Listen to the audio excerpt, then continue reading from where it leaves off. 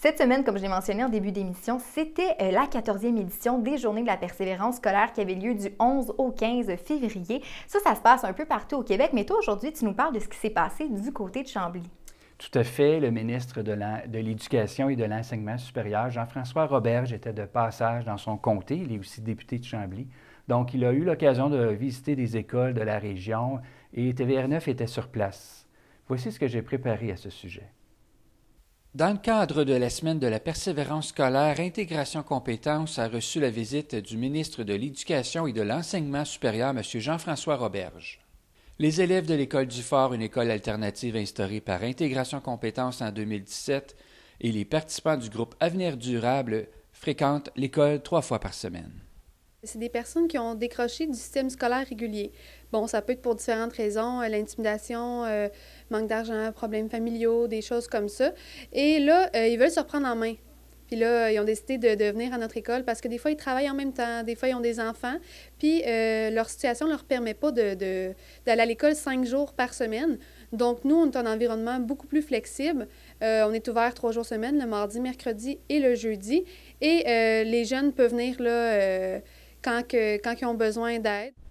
Les élèves ont eu l'opportunité de poser des questions concernant leurs préoccupations à l'égard du système scolaire québécois. C'est comme plus les cours art et lettres, pas art et lettres, mais art dramatique, musique, là, ces affaires-là. Ouais. Moi, c'était pas quelque chose que j'aimais beaucoup. Okay. Je comprends qu'il y en a qui aiment ça, que ça fait comme un cours plus mollo, mais il y aurait peut-être moyen de comme donner une option de plus au lieu d'avoir à faire un cours que t'aimes pas vraiment, comme l'art puis la musique, même si c'est quelque chose qu'ils trouvent important. Peut-être rajouter un cours d'éducation physique supplémentaire ou à la bibliothèque. C'est un peu ça aussi qui arrive quand on est à 12-13 ans, au début du secondaire, 14 ans. On le sait peut-être pas nécessairement si on peut aimer une matière ou l'autre. Là, toi, je sens que l'art dramatique ou la danse ou l'art plastique ou la musique, c'est pas ton bag à toi. Fait que là, tu penses que ça aurait été mieux de donner davantage de choix. Je pense que c'est intéressant. À mesure qu'on avance, il faut laisser plus de choix possibles aux jeunes parce que vous savez de plus en plus qui vous êtes, ce que vous aimez, ce que vous aimez pas. Je veux savoir, vous, personnellement, qu'est-ce que vous en pensez de notre système éducatif? Je suis assez fier de notre système d'éducation québécois. Il y a un paquet de problèmes, c'est sûr. C'est 1 million d'élèves, presque 1 100 000 élèves, 100 000 profs, 3 000 écoles. C'est beaucoup, beaucoup, beaucoup de monde. Alors évidemment, il y a du bon, il y a du très bon, il y a du pas bon. Mais en général, quand on regarde ce que font tous les systèmes d'éducation sur la planète, tout le monde vit avec les mêmes défis, on s'en tire assez bien. Moi, je voulais m'occuper de l'éducation au gouvernement parce que je veux qu'on fasse mieux que ça encore. Je veux que ça soit plus vraiment répondre aux besoins des jeunes, à écouter ce qui se passe dans nos écoles, puis laisser plus d'autonomie aux directions d'école, aux profs, puis à tous ceux qui travaillent dans les écoles. C'est eux autres qui connaissent le mieux les élèves. Il y a plein de choses qu'on sait en éducation qui pourraient améliorer le système, puis qui ont déjà été mises en vigueur dans d'autres pays et auxquelles on voit déjà des résultats positifs. Puis une à laquelle je m'intéresse beaucoup parce que ce qui est bénéfique de ça, c'est que ça coûterait vraiment pas cher, parce que ça coûterait presque rien.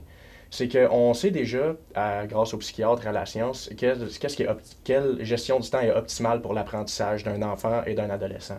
On sait que le maximum de l'attention d'un enfant se donne dans les 20 à 25 premières minutes et que c'est là qu'il décroche. On est programmé comme pour avoir un certain laps de concentration. Je n'étais pas obligé, dans le fond, de changer l'horaire de l'école. C'est juste être capable d'arriver, faire une petite mise en situation, on se met au travail, on fait quelque chose. On faisait à peu près à 25 minutes, là, dépendamment, des fois ça va être 15 ou 30 minutes max. On faisait une pause, on faisait un partage, un échange, on changeait, on se levait, on repartait au travail, puis on faisait des trucs comme ça. Dans le fond, la solution, c'est dans la formation des enseignants. Parce qu'il y a des enseignants qui le savent, des enseignants qui ne le savent pas, des enseignants qui sont plus ou moins habiles à l'utiliser. Ce que je souhaite faire, c'est pas... c'est un peu en lien avec ce que je disais tantôt, je veux laisser davantage les écoles puis les profs se prendre en main. Donc, c'est pas à moi, dans mon bureau, à faire le même horaire à grandeur du Québec. Mais ce que je peux faire, c'est créer un institut d'excellence en éducation, d'avoir là, justement les choses qui sont approuvées par la science dont tu parles, ça ne se rend pas tout le temps dans les écoles puis aux profs. Fait qu'il faut qu'il y ait un endroit où on centralise ce qui fonctionne, ce qui ne fonctionne pas, puis qu'on le diffuse aux enseignants dans les formations.